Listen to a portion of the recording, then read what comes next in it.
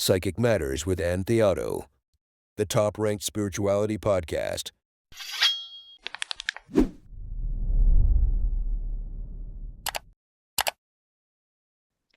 Hello, everyone, and thank you for being here. Today, I have a truly special guest with us. Jason Goldsworthy is a renowned medium and spiritual teacher who has dedicated his life to bridging the gap between the physical and spiritual worlds.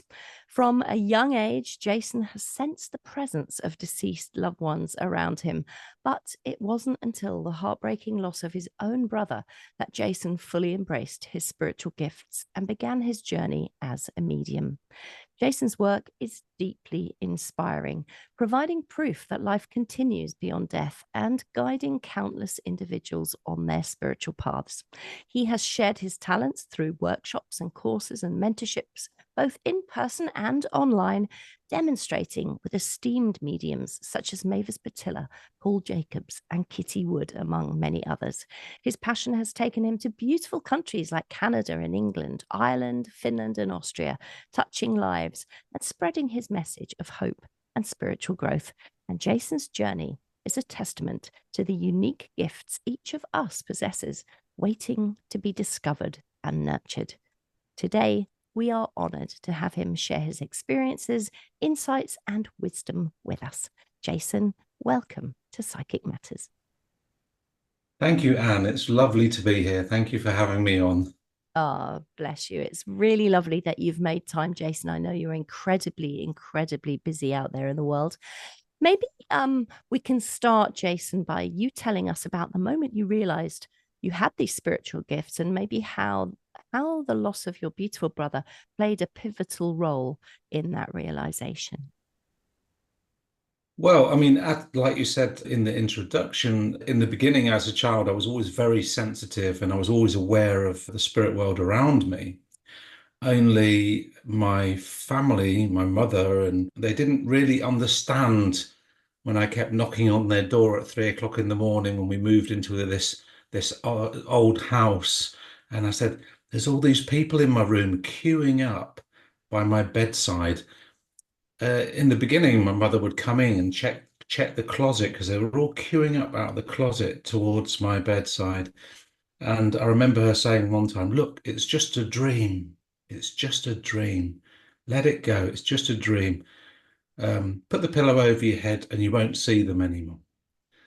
And so I did. And so my whole life after that was really switching off to the spirit world because it wasn't normal. Well, like you mentioned, when my brother passed to the spirit world, he was never a guy that really could keep a secret, my brother. First moment he was in the spirit world, he was going to let me know, hey, guess what? Life continues. And I was like, okay, prove it. So he did. And it wasn't a medium that proved to me that the spirit world existed. It was my brother. He did everything within his power to make me realize that he was there. What sort of things was he doing then? Well, there was this when I was on the plane. I was heading over from Holland to England, and I had the aisle seat.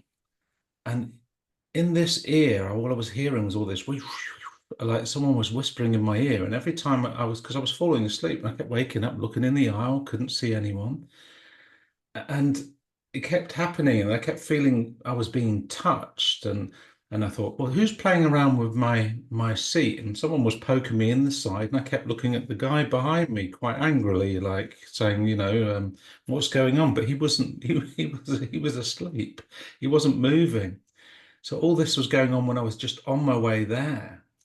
When I got there, I think one of the first or second nights I was sleeping there, I was woken up at 3 o'clock in the morning with this energy going through my body. I couldn't explain it. It was like this really strong energy, but through the energy that was traveling through my body, it was like the feeling of music running through my veins. That's how it felt. I've never had that experience before this. And it was like, all I kept hearing was, wake me up, wake me up. And then this round for music. So I had so much energy at that moment in time, which I didn't want to have at 3 o'clock in the morning. But because this was all going through, I ended up cleaning my whole mother's kitchen, which she didn't find that bad. Made myself a cup of tea. Couldn't wait till 5 o'clock in the morning to wake up my sister and say, Emily, you've got to find this music. And she said, what music is it? I said, it goes like this. Wake me up. Round like this. Wake me up. And turned out we ended up looking through his CDs at 5 o'clock in the morning, what had been left behind, until we could find that music. And it was Evanescence, Wake Me Up Inside. I had never heard it before. Well, Wow. that was for me like, okay, that was a waking up moment in itself. But then after that, he ended up doing the same to my sister. And my wife, who didn't believe very much in mediumship at the time, was woken up with another one of his favorite songs, which was Another Train by the Posies, I think. She was woken up, I was going through it, and she rang me up really early in the morning, about 5 o'clock in the morning. I was in England, and I thought it must have been 4 o'clock there. And she said, look, you've got to find this, because she'd heard about the first, you've got to find this song because he's got to let me sleep now. And so after that was found, everything quieted down. And what he ended up doing, Anne, was choosing his music for his funeral after he passed to the spirit world. Isn't that interesting? Yeah, yeah. He managed to do that to me, my sister, my wife, inspired his girlfriend. I don't know whether he kept her awake but as well. And his funeral was designed around the music he brought through after he passed. How beautiful. What a lovely, lovely thing to do. Did he manifest in other ways? Did any other signs of his existence come through at that time? Apart from him wrecking my mother's computer, because that's the first thing. She'd get on the computer and there'd be a ghost in the machine. I don't know if you've seen that film, but it was suddenly her computer was possessed and was doing everything that wouldn't normally do. And every time she took it to the computer guy, he'd say, nothing wrong with it. It's fine. And so that was something he'd do to let her know that he was around. There was also another time I was standing. Slightly irritating, if I may say. Well, trying to send an email, and something else happens. Yeah. But he'd do everything because like music was his thing. So whenever I got in a car, his music would come on. And I thought, but this is the top 40. It shouldn't be coming on now, because he wasn't top 40. He was more, different sort of music, a bit of alternative. And one time I was standing just in a room on my own, and I think it was a few days before we actually were going to have his funeral, just standing on my own, contemplating, and all of a sudden I just felt this hand on my shoulder and this feeling of someone playing with my hair. Well, I think he played with it too much because it's oh, bless. But yeah, and so it was like a physical touch, and I was like, and I just knew he was there. Not having any training, any mediumship training, I just knew he was there. And when I mentioned this physical touch to his girlfriend at the time, she said, she was feeling it as well. And then I mentioned it to my sister, and she said, yeah, he's been messing around with my hair as well. And so there was this common theme that was going on. And what I found out, what he ended up proving to us, it didn't matter whether I was in Holland, my sister was in Wales, and his girlfriend was in south of England. At the same time, he could be in all these places, making his presence aware at the same time in less than a few days after less than a day after he passed to the spirit world. Yeah, that's amazing. What beautiful, beautiful stories, and a lovely way that he came to communicate with you. So that those things were going on and that was happening. So what made you go and explore being a medium? Did you know what being a medium was at that point even? Well, I knew Reiki. I'd learned this Reiki healing, and I just learned how to do that. And the moment that I did that, and then there was all this going on with me, I went back to my Reiki master and said, well, I keep having all these people standing behind me. I said, what's going on? Because after my brother woke me up, it was like, there's all these spirit people standing behind me. So I went to it. I said, look, I'm doing the Reiki, but there's all these people standing by. What do I do with that? He said, yeah, I don't really do that. I do energy work. You need to go and see a medium. And I go, what's a medium? Yeah. I had no clue. He said, oh, well, I know someone that's a medium. Why don't you go and see her? So I thought, okay, go and see this medium. A couple of weeks passed before I could get an appointment. And meanwhile, I had all these people standing behind me, and I thought I'll try and run 5 kilometers to get rid of them. Little did I know, when you got to the end of the 5 kilometers, got home, they're still there. Yeah. And I got to her, I said, but who's this guy that keeps standing behind me? And when I got to the medium, she said, oh, well, that's your guide. You can't get rid of him. I was like, oh, what's a guide? And then she mentioned that a guide was someone that's always going to be there the rest of your life. So I thought to myself, well, there's no point running all this 5 kilometers to try and get rid of him then, is there? Because he's going to be there. So the spirit world, once I was open, couldn't wait to let me know that they were there and that I had to do something with it. So after seeing her and being, I was, I've always been very critical about mediumship and that sort of thing. I think years ago, my mum, I think it was Channel 4 or something, there was Mavis Patilla on the television, and my mum said, "You got to watch this medium. She's really good." I said, "Mum, what are you watching now?" And she said, "Well, look," and she said, "Look, she is really good," and she brought through information. It was all really lovely, and I said, and it was spot on. I said, yeah, there's a lot in that. Anyway, I'm off down the pub. And that was my mentality back then, just to enjoy life and not worry about the afterlife. So things changed along the way, that I started opening up more. I thought, I'm going to find a medium that's really down to earth, that's going to tell me it's not, this is not why I really, I'm not open to this sort of thing. So I went to Circle, this one Circle. I thought a Circle was a place where you could get a reading. Little did I know I'd have to do something. How did you find the circle, Jason?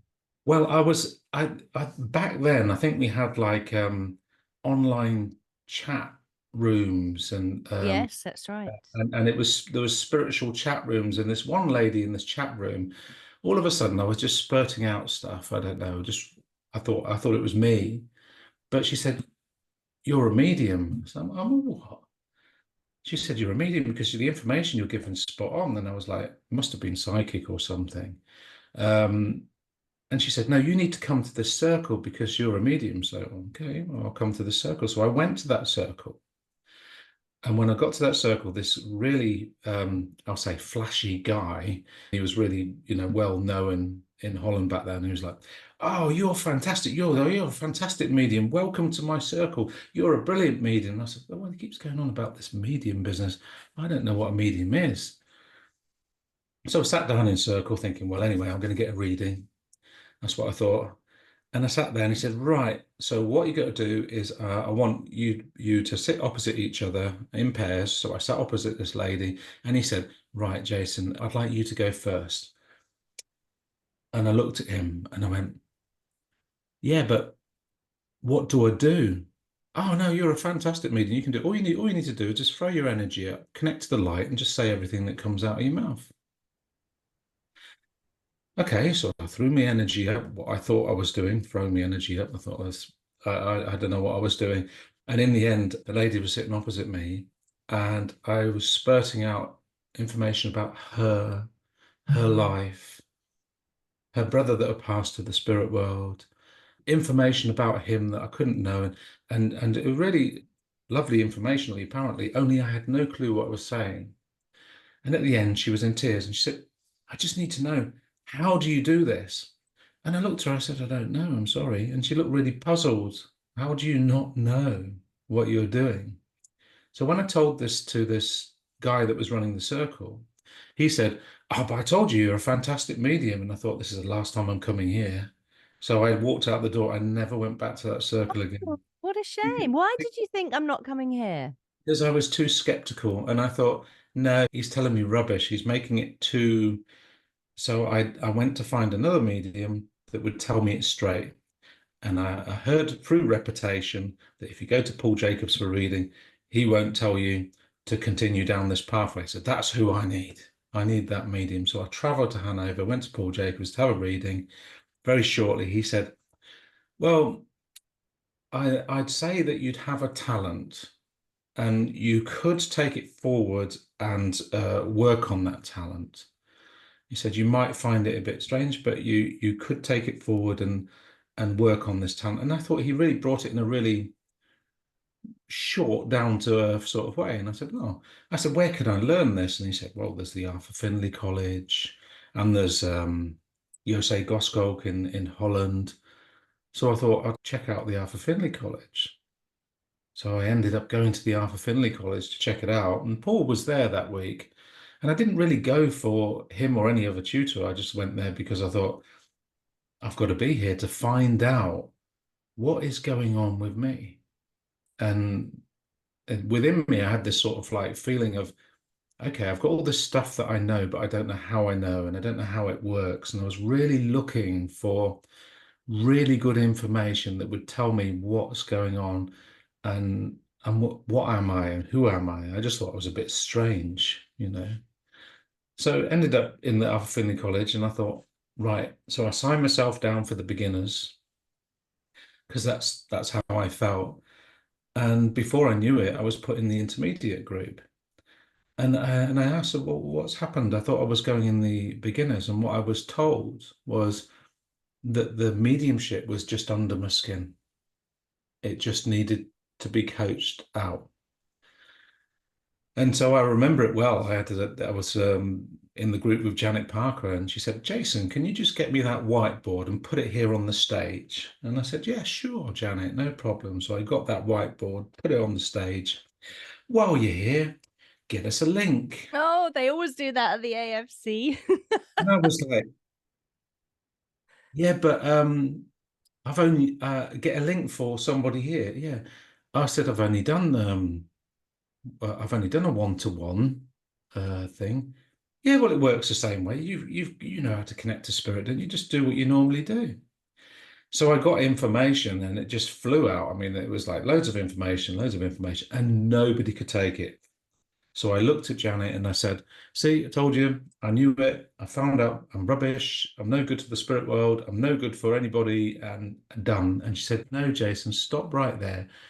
You've just said too much information. Now break it down from the beginning and take it from the start. I took it from the start and broke it down. I started to learn structure. And so it was, okay, so I've got a lady here and feels like mother, and brought it well down bit by bit and said, no, look, see, you've got two people that can understand this information. And then I brought this bit of information and that bit of it. Turned out only two bits of the information were not correct. So I was a little bit next to the information. So because I'd given it all out in one go, not knowing, and my colleagues there said, well, you've got a talent. You should be taking this further. Well, all I know is through Janet Parker's coaching, and I think at the time Paul was the head tutor, was running the course, and through them trusting, all of them trusting I think I probably demonstrated 30 times that week, and I thought to myself, I'm a demonstrating medium now. I've only been a week to the college. But I was in front of 80 people at one time. Jose Goschalk was there guiding me through. I was bringing through information. I couldn't believe how that information can get down to one person out of 80 people. And it was actually me doing it. I couldn't believe it. And so having that experience on that week, I came home and I said to my wife, I'm changed. I can't wait to go back. She said, I'm pleased to see you. I said, can't wait to go back. And she was like, there's something wrong with him, because he should be happy to see me. He hasn't seen me for a week. But my spirit and soul had been touched by the spirit so many times that week. Something had changed in me that would never, ever return to normal. And it was like a belief in me that on soul level had shifted so much that I had changed. And after that, I wasn't doing the same things that I wanted to do. It wasn't wanting to go to every party. I was getting more selective. It was like I ended up looking and reading more books, and I was always reading spiritual books, but never really into the mediumship. And so I wanted to read books like the one from Arthur Findlay, On the Edge of the Etheric. And I was reading that because I liked it. It was complicated. How many ways can you describe that you can being a circle scientifically with protons and neutrons? I was like, oh, this is good. And when I tried to explain it to my wife, she was like, she'd glaze over and say, it just wasn't interesting for her. Yeah. And so something had changed, and that change was I was now in search of knowledge and in search of, yeah, just really almost how concrete evidence can you get that the spirit world exists. I mean, the first moment my brother woke me up and made me realize that the spirit world existed, I knew that my job now was to let other people know that life continues and we're eternal and we have got an individual soul that will never die. And that's what I knew. Just didn't know how I was going to do it. That's all. Yeah. Yeah. That's fantastic stories and wonderful memories there of your first experiences at the Arthur Findlay College. I was thinking about your mum, Jason, how she used to say when you were very small, put the duvet over your head and it will all go away. So years later, once you've gone to the Arthur Findlay College and you're bringing forward information for other people and you go back and you talk to your mother about this, what is her reaction? Well, she was like, a bit like when I was a child. Oh, Jason, stop telling tall stories. You're always telling stories. And so she was in sort of in that non-believing stage until one day she came to visit me in Holland, and I was doing a demonstration with Lynn Cottrell at the Zwanenhof. And I was working through my pass at the time. You had to get so many things ticked off. And back in the day when I was doing the pass, it wasn't all this electronic online stuff. It was really, you had to do it in person.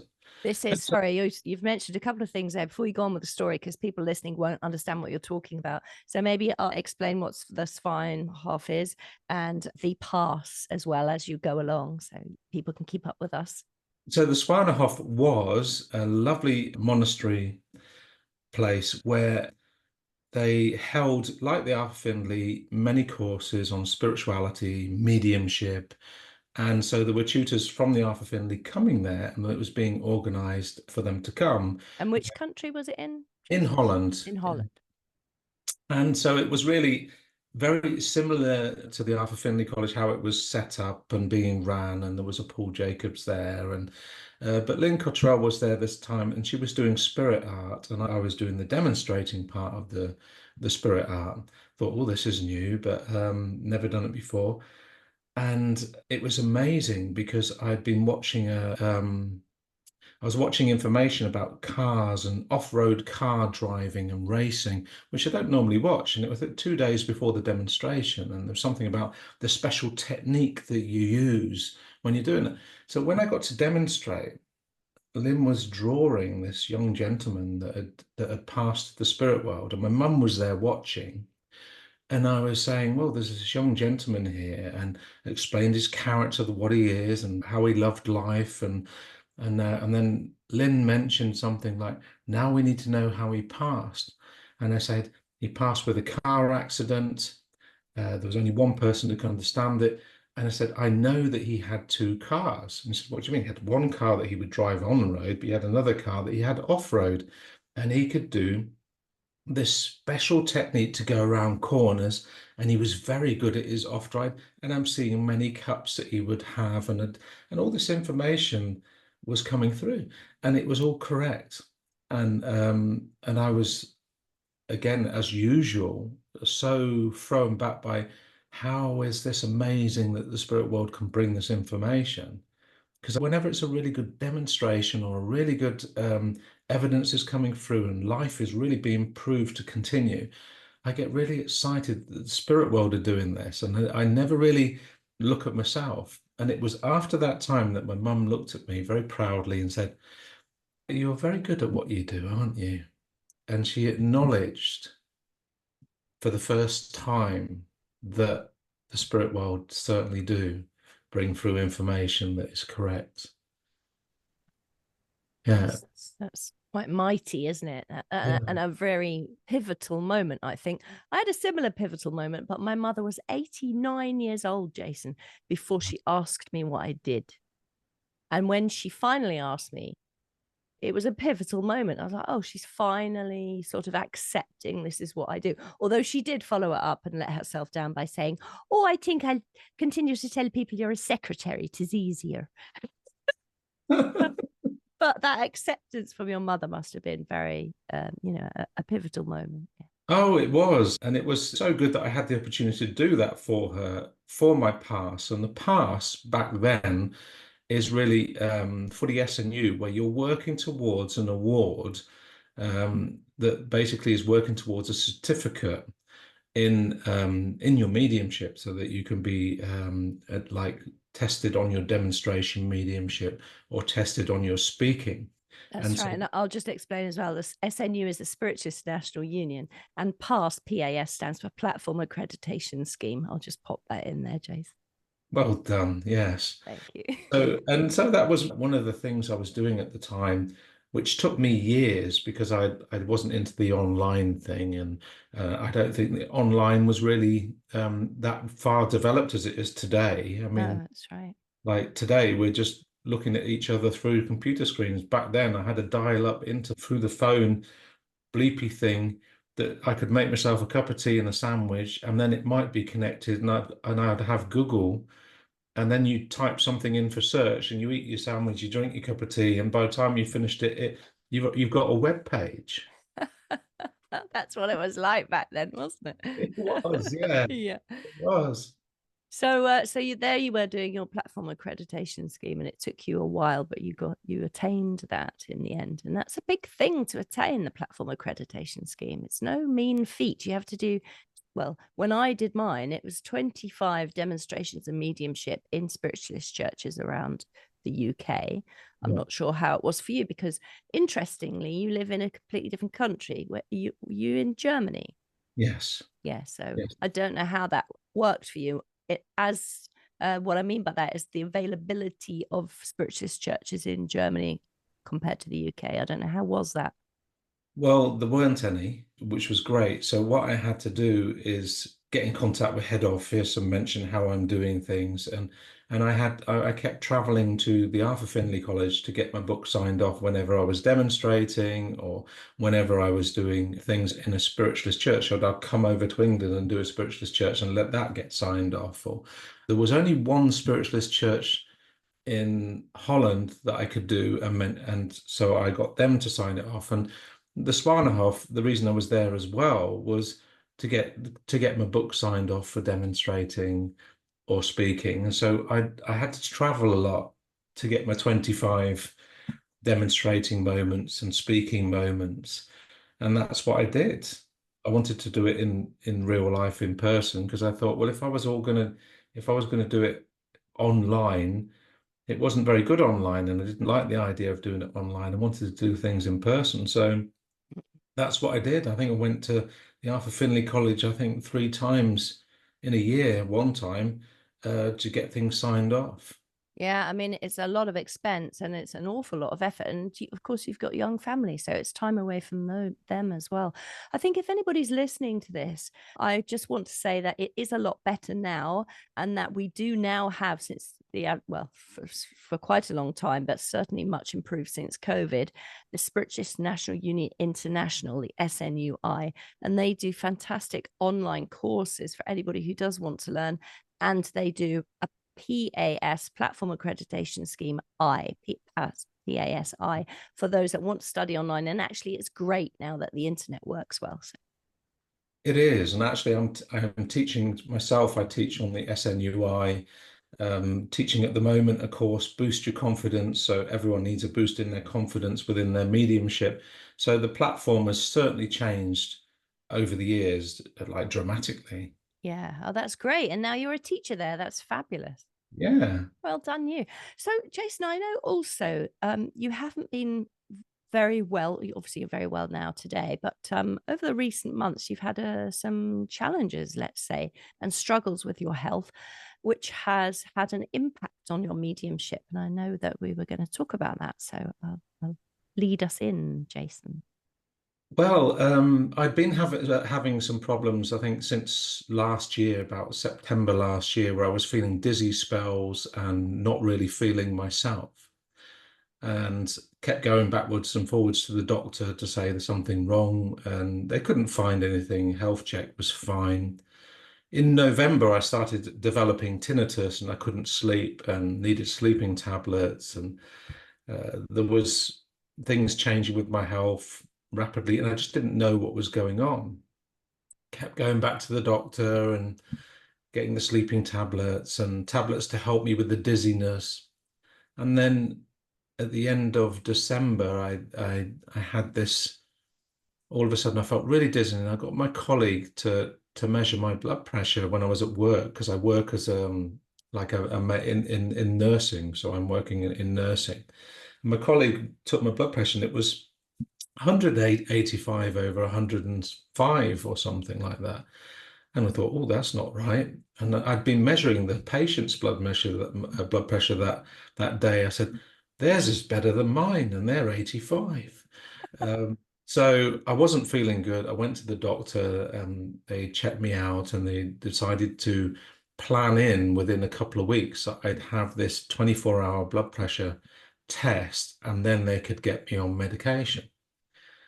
By the time I got the test, I think it was about a week or two later, and this machine kept me awake all night, measuring my blood pressure. And in the end, they said, right, you do need tablets. So I got put on some tablets. And on the second day of taking these tablets, and it was in January, the end of January now, so towards the end of January, and I was like, I had the second day of taking these tablets, I was like, oh, I don't feel right. The first day I was feeling good. The second day I just felt really dizzy, not right. I thought I'll go for a little walk. Now, little did I know, my little walk ended up being 5K. And halfway around this 5K walk, which I thought was a little walk because my brain just wasn't working properly, when I got halfway, I was on this pathway, which was not a very well-traveled pathway, and it was like a track where it was uneven, and all of a sudden I couldn't see properly, and I couldn't see my feet, I couldn't feel my feet. I thought something's not right. Everything was blurry. It was like I was walking in the clouds, and every step I was taking, I had to really concentrate on where I was putting my feet. And I thought, this is not right. Something's wrong. And at that moment, all of a sudden, I saw my brother standing next to me. And I thought, oh no, this can't be right. Because I thought, I can't be going now. I've got so much to do. And my brother, he used to call me bro, and he used to call me mate, but he says, oh, it's all right, mate. You're going to be okay. You don't need to worry. And I said, okay. So I had him speaking to me at the same time. At that moment, I had this divine light connecting to me, and this feeling of, I thought, oh, the presence of divine, the presence of God. And I thought, oh, this is amazing. And I felt like this feeling of utopia, unconditional love. But again, I thought, oh no, what if this is my moment?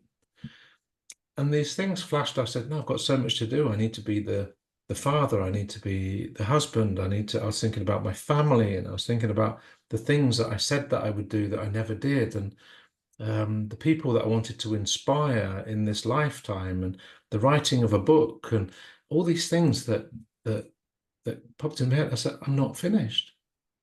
And then out of that divine light, it was like this wonderful message just came through. Jason, don't worry. You're going to be taken to hospital. They're going to do all checks on you.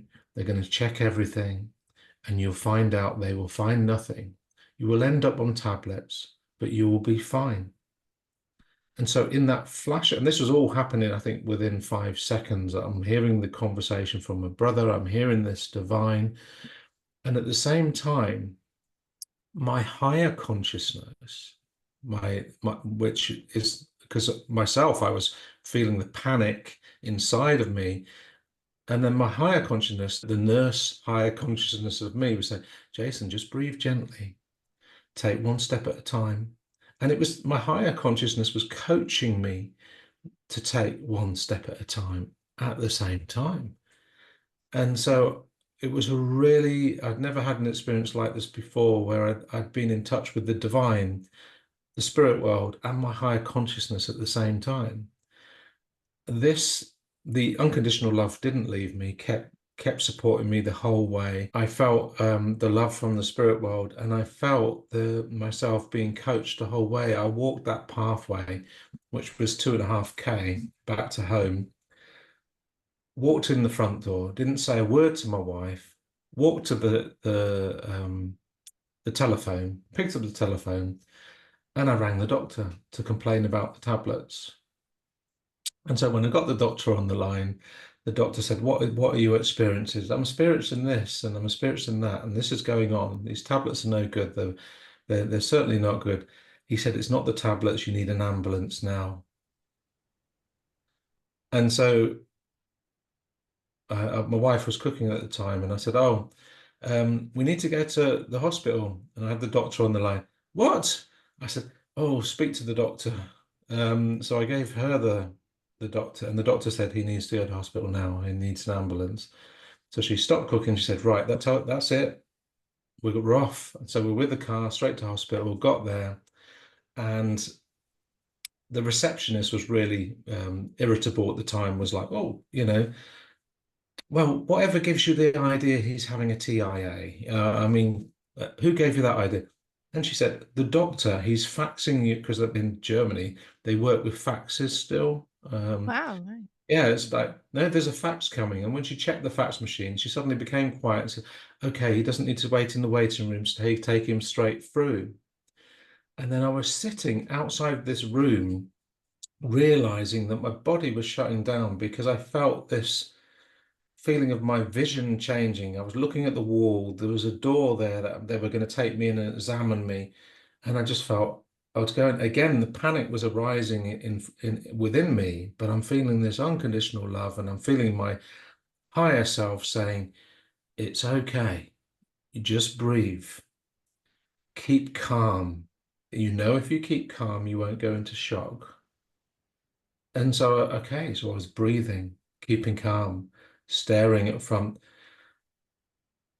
My wife couldn't believe it. She said to me, so it was like, every time I kept asking you, how are you doing? You said, no, it's fine, no problem.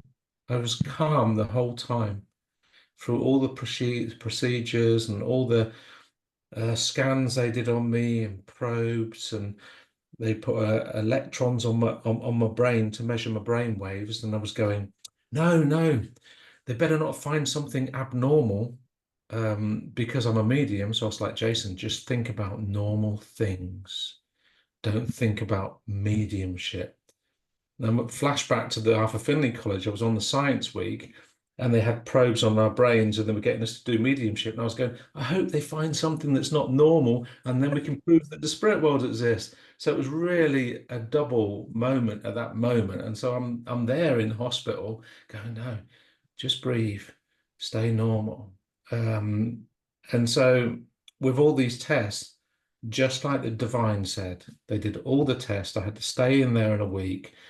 They had to double my blood pressure tablets, get my blood pressure down. They got me on blood thinners and cholesterol reducing tablets. And so I needed to be on all these tablets, and this cocktail would keep me in balance, and it has done ever since. But it was like the experience of just having to let go of everything you've ever created, because you can't do anything.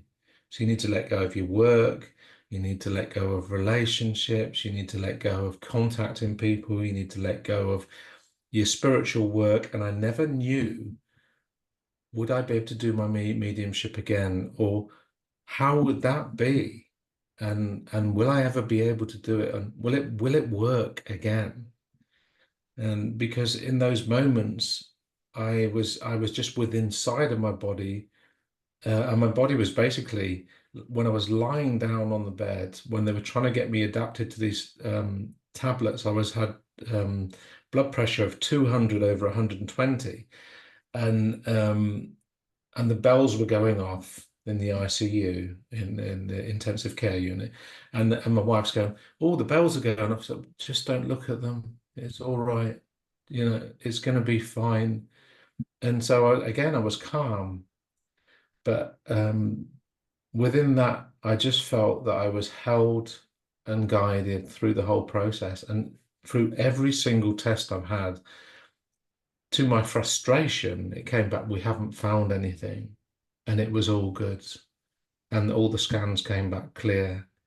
And so they said the only thing it can be is a TIA, which is like a mini stroke. It's borderline stroke. It's where the blood has just really shifted very quickly and knocked everything into into disbalance, and it's just not balanced at all.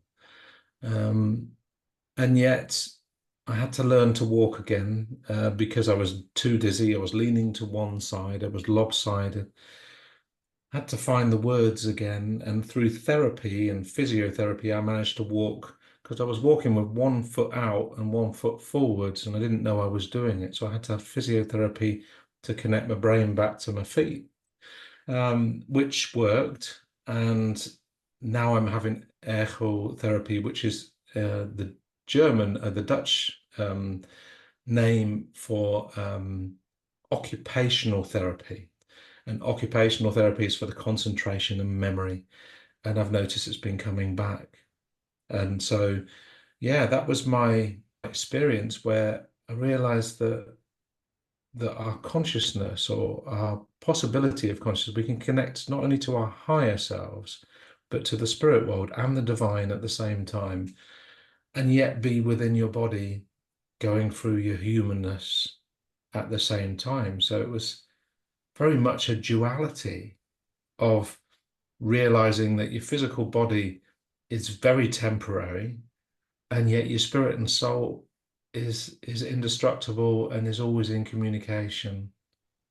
That's just an incredible, extraordinary experience that you've had.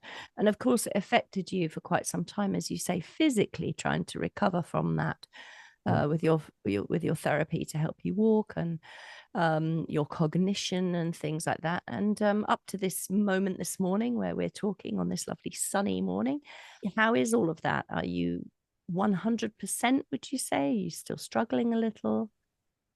Well, I think anyone that knows me would always say I'm never 100%.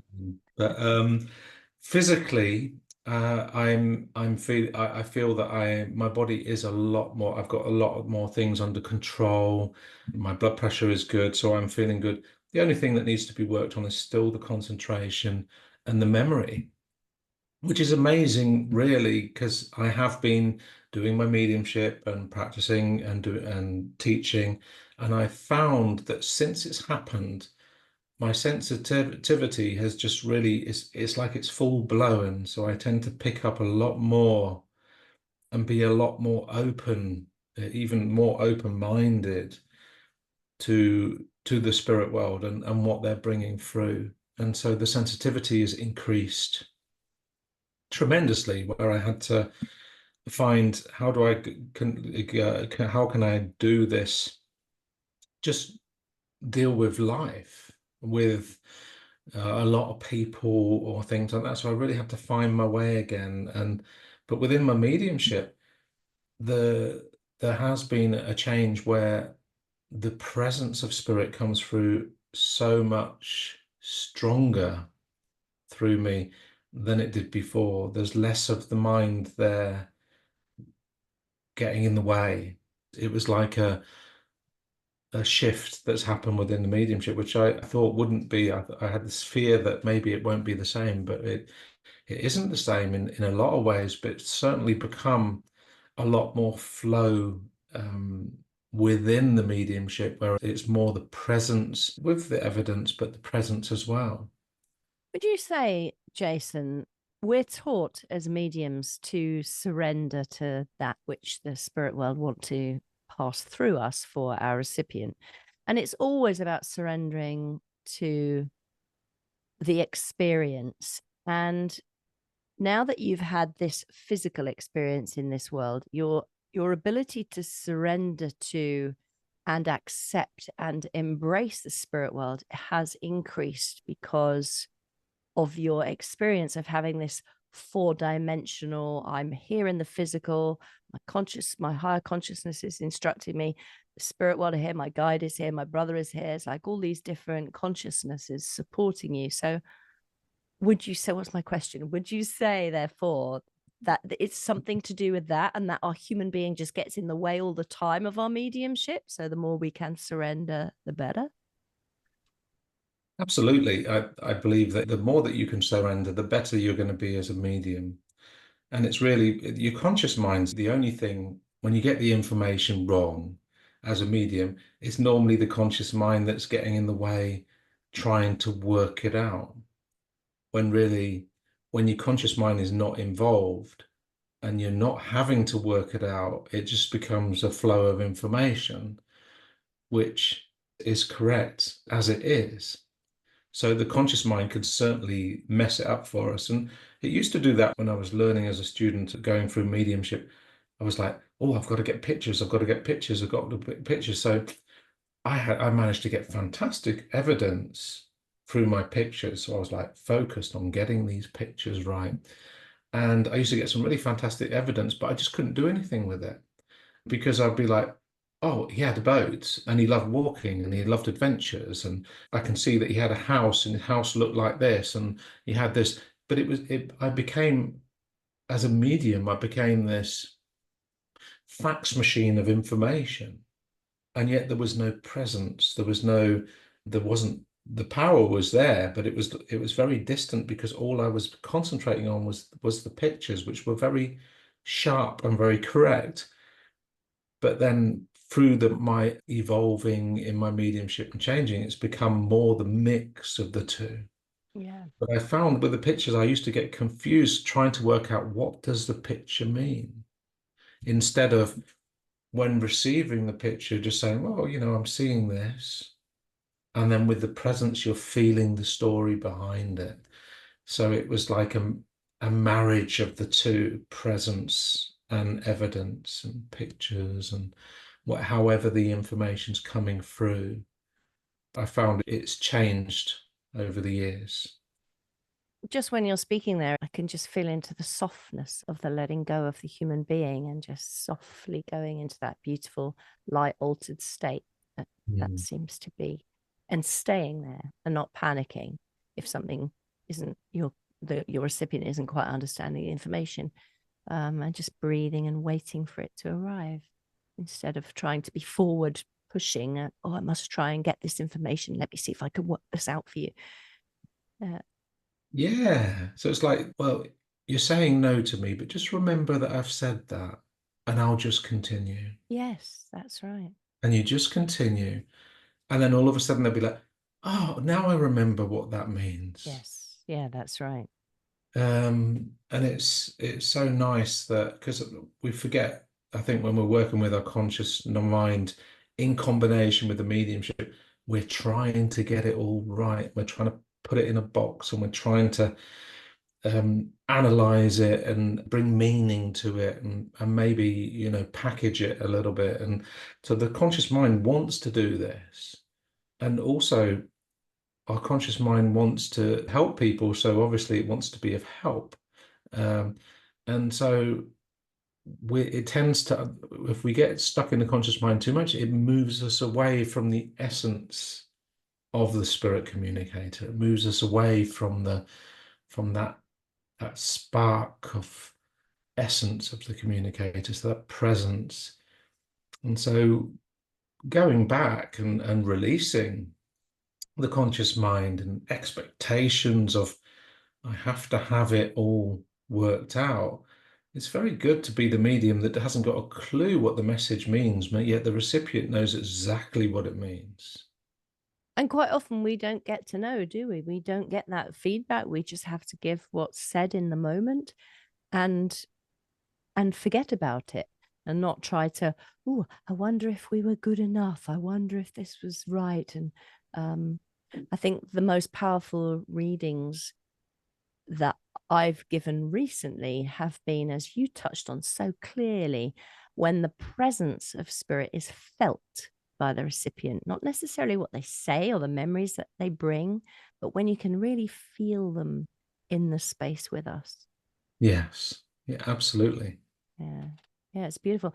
And so you've gone on, Jason, you did your platform accreditation scheme. You've gone and done the certificate of the Spiritualist National Union, your CSNU, and now you've got your CSNUT, which means you are qualified to be a teacher of demonstrating mediumship and speaking inspired words.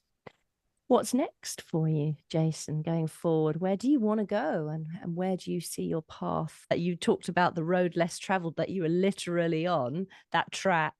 I found that really interesting. You chose the road less traveled in order to, well, not that you did it consciously, I suppose, but which opened up your mediumship. And so what is the road next that you're going to choose? Well, I think in a lot of the ways, the road less traveled is the road that I'm going to be traveling. But again, the spiritualism itself has really given me it's given me a lot of help within my mediumship. If it wasn't for the Spiritualist National Union and having the Arthur Findlay and having that opportunity to learn, I don't think I would have been able to have trained my mediumship to such a high standard as I did, having the opportunity to go many times to the Arthur Findlay College. So in some ways, I am going to be traveling the road less trodden. So I'm always, since this has happened, it's like someone will say to me in a class, a student will ask me, "Oh, what are we allowed to sit in the power before we give a reading?" Because one teacher said that you shouldn't do that because that's not good. And I said, I've got to tell you something, and this is how my brain has changed and how my is that every human being is unique and everyone's brain works differently.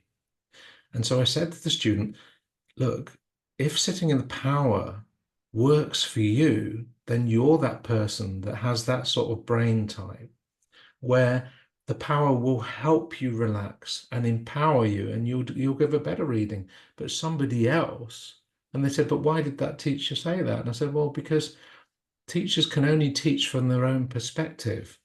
And so they're giving you their best advice that works for them. And yet when we look at individuals and people's brain waves and everyone's unique, then we need to look at everyone different in a different way. So in this way, I'm traveling the road that's less traveled because I see things differently. When I look at mediumship, it has become very much the list of information over the years. And so my experience, I felt we need to let the spirit world step in more. I feel that there needs to be a shift more where the spirit world come in. I think the spirit world have been doing this for tens of thousands of years, and they know exactly what they're doing. And if we just get out of the way and trust, I'm sure the spirit world will step in and show us how it's done. And that is where I differ from we need to have our mental mind working on the list. I didn't mention the relationship, or I didn't mention this, or I should have mentioned the way they passed, or I should have mentioned this. And yet, let's put it this way, we've got a communicator from the spirit world saying, oh, I'm so happy you're the medium. You're going to connect to my daughter. Please let her know I'm here. Right, tell me how you've passed. And she's like, no, but please, you're the medium. Just tell her I love her and I'm here to connect with her. And that I remember those times, and when she was holding my hand, that last moment, I could hear her words. Just tell me how you passed.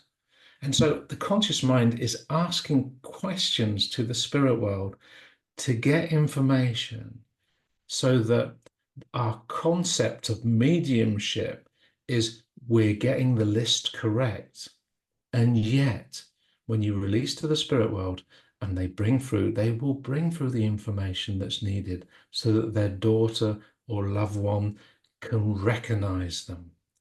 And then they want to shift very quickly to, this is why I'm here. This is why I'm here. I'm here for you, so that you know life continues, I'm okay, and I'm here to help you with your healing as well, that you can know that I'm eternal and I'm not dead. And that's where I feel mediumship has certainly got into this evidential, which evidential is good to find your recipient. But once you've found your recipient, then there needs to be a release and say, okay, let's bring you through now. What would you like to say, dear? What would you like to say? What would you like to bring through? And so I've seen many platform demonstrations. I've been in many spiritualist churches. I've seen many people work, and I feel that we're missing that unique, almost divineness to the connections that are being brought through from the spirit world. And there's a lot of what we just talked about, that mental mind. So this is my part of the road less trodden, like going into the magic of mediumship. Like, mediumship is magical. I mean, wouldn't you say, Anne? It's magical. It's an absolute miracle. And the fact that we can speak to those people that are no longer here on earth and talk to them and have a two-way conversation, it is a miracle. But I don't think we take it as miraculously as we should. I did a demonstration in mediumship recently, and after I'd finished my demonstration, I was just asked if I wanted a cup of tea, which was lovely. Of course I did. Or a biscuit, yes. But nobody referred to what had just happened in that space, which was extraordinary. Some of the connections that you were able to connect this lady to that lady, and unbelievable. And it was not referred to at all. Like, oh, okay, let's just have a cup of tea now. And I just found that extraordinary. Not that you want someone to say, oh, what a marvelous demonstration of mediumship that was. It's not about that. It's about them acknowledging the spirit world and what they've done for the people that gathered in that space, that everyone was touched by that experience, and just acknowledge it. So it is a miracle, yeah. Exactly. I'm sure we've all experienced when you're in spiritualist churches or spiritualist centers where mediumship is being done week after week, and then you go there and then you see the congregation falling half asleep before you even start. I know. And then I've got George here. It's your father coming through and say, "Oh, George is here again." Oh, yeah. How's George doing? And I like, even I think, when we look at this, like, we might be going to these spiritualist churches every week just to be a recipient, but it's still the miracle. And I myself went to, I went to visit my mum in Hereford, and I went to all these spiritualist churches because I thought, how wonderful is it to be a recipient or to be in the congregation instead of being the medium. And I had a fantastic time going in. And I think if we all go in with that, look at mediumship through child's eyes, like, oh, it's like the first time it becomes magical. And so I had a brilliant time, and the mediums didn't have to be 100% perfect for me. I could feel the presence of spirit, and I could see that spirit was working with them. And if they were using their conscious mind in their connections, it didn't matter. It was the whole experience of that wonderful unity of consciousness. And yet I saw this lovely lady, 85 years old, doing her mediumship. She was bringing through names, and her way of working was just bringing through names. I think she gave about 35 contacts in like 1.5 hours. And it was like, oh, got your mum here, Margaret, coming to you. she's still got the kettle on, and she's just doing the and she just wants to say, look after your brother. Okay, right, I've got George here. And she just went, and she went round the room, and like almost everyone got a connection. I thought, this is not how we, all of us, have been trained. And yet some of the information she was bringing was phenomenal. And yet I went up to her afterwards, and I said to her, I said, you're fantastic. I thought it was really good what you did. And I was really impressed. And she said, it's not me, love, she says. It was the spirit world. That's right. And she says, I don't need to be. And all I know is, in her area, she'll be so well known. And yet for her, it's the most important thing was serving spirit. Yeah. And being that, just being that for people, being that. And so she won't have her name in neon lights. She won't be world renowned, and she won't be traveling around the world. But her part in the whole cyclus of life was just to be that person on a community level that was proving that life continued just to her community. And she was happy to say, okay, I was here, but it's the spirit world. Yeah. And I said, that's fantastic, because that's exactly how I feel. And just what you mentioned there, Anne, it's like, weren't the spirit world magical? Weren't they amazing? Weren't they amazing? Yeah. So again, I will be traveling this pathway of discovery of how to find the more magic within the mediumship. How can it be done differently? How can it progress to becoming more than what it is? Because how wonderful would it be if somebody could bring some evidence from the spirit world, and yet you could feel your own loved one in the room at the same time, touching your shoulder, proving that life continues, not only from me, the medium, but from the spirit world as well. And how beautiful would it be if not only one person could feel that in a demonstration of mediumship, but the whole congregation could feel that presence of spirit. And so the evidence combined with the presence, combined with letting spirit speak. And I think that's where I'd like to travel further down my journey. But I'm still plodding forward with my studies, Anne. So I'm still plodding forward with that. So where it will take me, I don't know. I've started to look at life differently, because I've done my CSNU in teaching, and now I'm just doing my DSNU writing work. It's been very difficult with the concentration and everything, but I've decided I'm not stressing out about when I get there or how I get there. It's all about the journey. And it's all about the journey. And it might take me a long time to get there, or it might take me a little time. But at the end of the day, it's about the journey, and it's about one step in front of the other. And I think that's one of the greatest inspirations that I've had from the whole experience with my health is I couldn't think about the future. I couldn't think about the past. All I could think about was this moment and how special it was just to be able to breathe and put one foot in front of the other. So I will be moving forward with my qualifications, but I will also be moving forward in self-discovery of the magic of mediumship, and to try and bring them through with more of what I've just mentioned. It is fabulous to talk about this, because I could talk about it with you, and I'm sure I will after this podcast or many times, but this feeling of how it's changing, you speak of the magic of mediumship and how it's all changing. And I think it's really important. Well, this is my own opinion, of course, take it as you will, listeners and Jason. It's not us as the medium and them as the congregation. It can't be that we are special and gifted and we shall therefore give you these messages because we are clever and special. It has to be this whole, have you described it beautifully, the magic of mediumship must be where spirit touch everybody in the space. It comes through us, of course, we're just a channel through which it comes through, but then it doesn't become the medium and the congregation. It becomes something experienced by everybody in that space. That's when we get I'm sure that's when we can move to the reverence and the sanctity and the miracle of what we're experiencing every time we do a demonstration.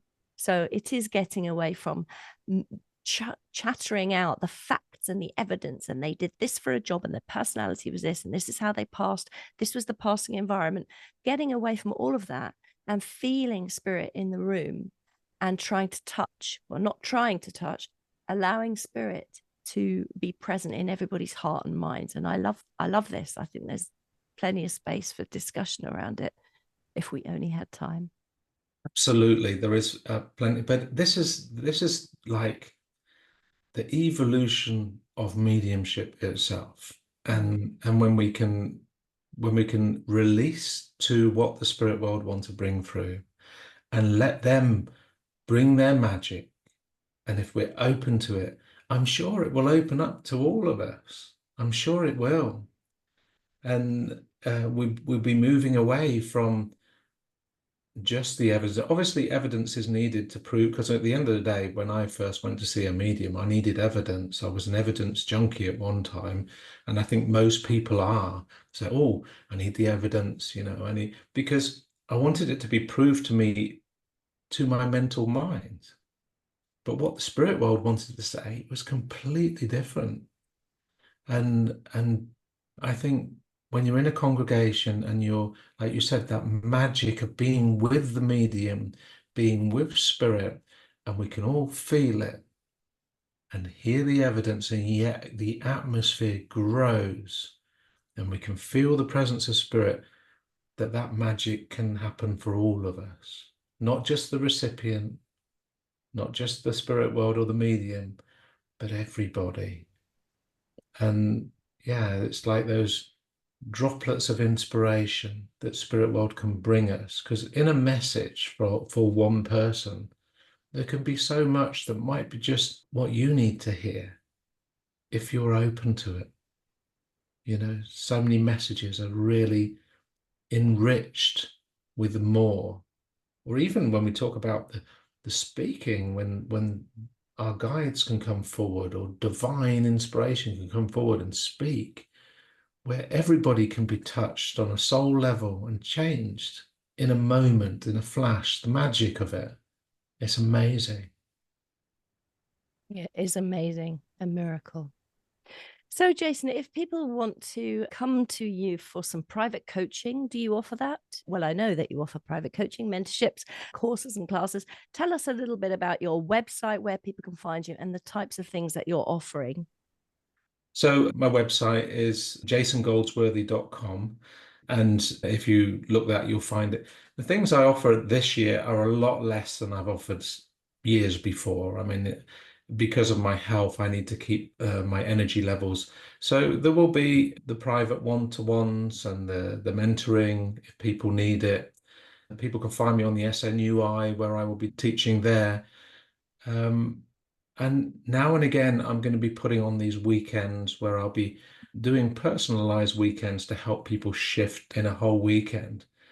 But I'm keeping at the moment a lot of room for balance and healing for myself, which is something that I didn't do before, but is something that needs to be done. But next year I will be looking at doing some more online work. Certainly be open to doing more on YouTube, which I share with people, free questions and answers whenever they need it. But yeah, and I'll be looking at doing more courses in different countries, so traveling to people that need me to teach. That works better for me at the moment. So that's what I'm looking at the moment. So that's what I'm working towards. Fantastic. And do you have a mailing list people can sign up to and get newsletters or something from you at the moment? I've got a mailing list that they can sign up to me just by sending me an email to info@jasongoldsworthy.com. So that's info@jasongoldsworthy.com. And just mention mailing list, please. And I will certainly put them on the mailing list and keep them up to date of new and upcoming things that I'd like to share. And some of those things may even be free evenings of mediumship, or maybe a free inspirational talk, but obviously things that will be paid for as well. Yeah. So Perfect. And of course, one of the things that you will be offering is a book, because I know that you're writing about this experience, are you not? it's a journey, and because of my concentration, it's taking a while, but I have been writing about this experience. The book will be coming, but it's taking its time. Like I said, one step at a time, but it is coming, and it's going to be mentioning a lot of what I've mentioned about my shift in my consciousness, about my health, and how things have changed, which is going to be very inspirational for many. Plus, some stories about my past in more detail, how I changed and became a medium myself. Fantastic.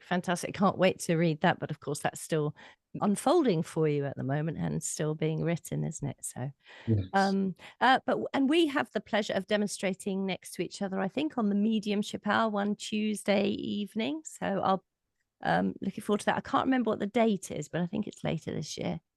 That's good. I'm not the only one that can't remember, but yeah, No. I'm looking forward to it this year. Yes, I'll put it in the show notes, everybody, so you can find out when that is. But do get in touch with Jason, get on his mailing list so that you can be kept informed of everything that he's up to, because you're an absolutely fascinating person to talk to, Jason, and a very supportive tutor and incredibly encouraging. And you hold so much knowledge. And the reason you hold so much knowledge is due to your passion and your dedication to the topic over the years. So thank you so much. Thank you very much for joining us here today. It's been absolutely brilliant. Thank you for having me, Anne, and I just really appreciate all the time and effort that you've put in on these podcasts, and I know so much time and effort goes into it. So thank you so much, not just from me, but I think also from the spirit world as well, for doing this service. So thank you. Thank you so much. You have been watching the Psychic Matters podcast with Théato, the only podcast to push forward the boundaries of human consciousness to redefine the significance of living. Subscribe now so you don't miss future episodes.